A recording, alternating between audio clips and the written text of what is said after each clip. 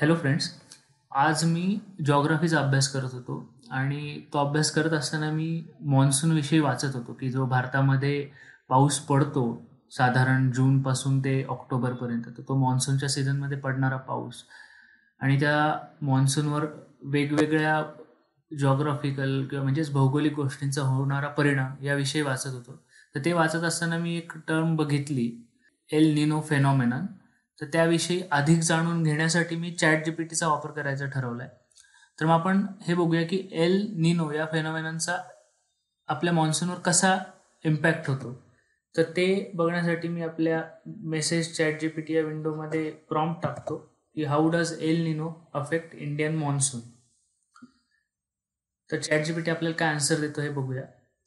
Chat जीपीटीने answer केलेलं आहे की सी सरफेसच्या वरती एक टेम्परेचरचा थर तयार होतो हायर टेम्परेचरचा आणि त्यानुसार कसा इफेक्ट होतो. आता हे इंग्लिशमध्ये आलेलं आहे आणि आपल्याला हे जर अजून सोप्या भाषेत हवा असेल की आपल्याला जेणेकरून कळायला सोपं जाईल तर आपण आपल्याला हव्या त्या लँग्वेजमध्ये भाषेमध्ये मागवू शकतो. तर मी ह्याला सिम्पल एक परत प्रॉम्प्ट देईल.